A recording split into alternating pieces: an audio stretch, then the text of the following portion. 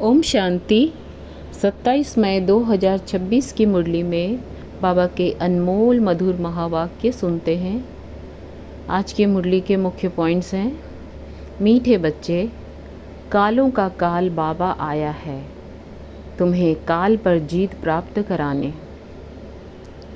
मन मनाभव के मंत्र से ही तुम काल पर जीत पाएंगे। क्या कहा बाबा ने? कालों का काल बाबा आया है तुम्हें काल पर जीत प्राप्त कराने। मन मनाभव के मंत्र से ही तुम काल पर जीत पाएंगे। आज की मुरली में प्रश्न है, रूहानी बाप तुम रूहानी यात्रियों को कौन सी एक विशेष शिक्षा देते हैं? उत्तर, ये रूहानी यात्री, हे रूहानी यात्री, तुम देह अभिमान छोड़ देही अभिमानी बनो। रावण ने आधा कल्प से तुम्हें देह अभिमान बनाया है, अब आत्म अभिमानी बनो। यह रूहानी ज्ञान सुप्रीम रूह ही तुम्हें देता है और कोई दे नहीं सकता। आज की मुरली में गीत बजा है ओम नमो शिवाय। ओम शांति। आज की मुरली में धारणा के लिए मुख्य सार है। पहला, रूहानी यात्रा करनी और करानी है। स्वयं को सतो प्रधान बनाने के लिए एक बाप को याद करना है। आत्म अभिमानी बनने का पूरा पुरुषार्थ करना है। दूसरा, काल पर विजय प्राप्त करने के लिए बाप की शिक्षा को ध्यान पर रखना है। अपने को रूह समझ रूहों को ज्ञान देना है।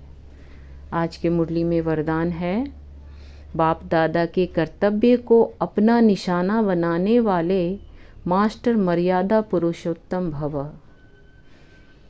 बाप दादा के कर्तव्यों को अपना निशाना बनाने वाले मास्टर मर्यादा पुरुषोत्तम भव।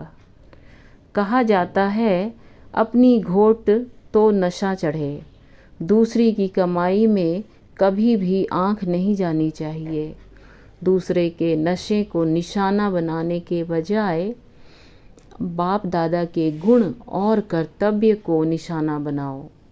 बाप दादा के साथ अधर्म विनाश और सत धर्म की स्थापना के कर्तव्य में मददगार बनो। अधर्म विनाश करने वाले अधर्म का कार्य व दैवी मर्यादा को तोड़ने का कार्य कर नहीं सकते। वे मास्टर मर्यादा पुरुषोत्तम होते हैं। मातेश्वरी जी के अनमोल महावाक्य हैं। आज की मुरली में स्लोगन है, नॉलेजफुल बन, व्यर्थ प्रश्नों को स्वाहा कर दो तो समय बच जाएगा। नॉलेजफुल बन, व्यर्थ प्रश्नों को स्वाहा कर दो तो समय बच जाएगा। मातेश्वरी जी के अनमोल महावाक्य हैं, जिसका साथी है भगवान उसको क्या रोकेगा आंधी और तूफान। देखो, यह गीत सिद्ध करता है कि आत्मा और परमात्मा दो चीज़ है, न ईश्वर सर्वव्यापी है, क्योंकि जिसका साथी है ईश्वर, वो हाजिर होते हुए फिर भी सृष्टि में इतना दुख क्यों? मनुष्य इतने कंगाल मोहताज क्यों? परमात्मा तो सुख स्वरूप है, तो सर्वव्यापी परमात्मा कहना गोया परमात्मा की इंसल्ट करना है। भगवान के हाजिर होते दुनिया सुख स्वरूप होनी चाहिए, वह दुख स्वरूप, फिर परमात्मा को पुकारने की दरकार क्यों? तो इस समय माया सर्वव्यापी है, न कि परमात्मा हाजिर है। परमात्मा सिर्फ एक बार संगम पर आता है, तब उनको हाजिर नाजिर कह सकते हैं।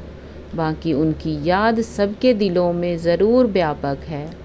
शरीर को चलाने वाली शक्ति तो हरेक में भिन्न भिन्न संस्कार वाली आत्मा है, न कि परमात्मा। अब विचार करना है कि परमात्मा का साथ क्यों लिया है।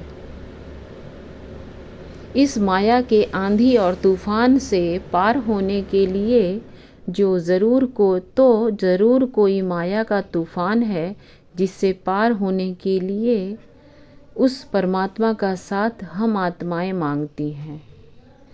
अगर वो हाजिर होता तो न माया की उलझन होती और न उसका साथ लेने के लिए याद करना पड़ता। तो हम आत्माओं और परमात्मा दोनों का इस खेल में पार्ट है। तो जब परमात्मा आता है तो उसका पूरा साथ ले, उनका हो जाना है, तब ही माया के तूफान से छूट पाएंगे। भल वो सबका सुखदाता है, परंतु जो प्रैक्टिकल में उनका सहारा लेते हैं उन्हों को ही साथ मिलता है। तो उन बच्चों को एक्स्ट्रा प्राप्ति होती है।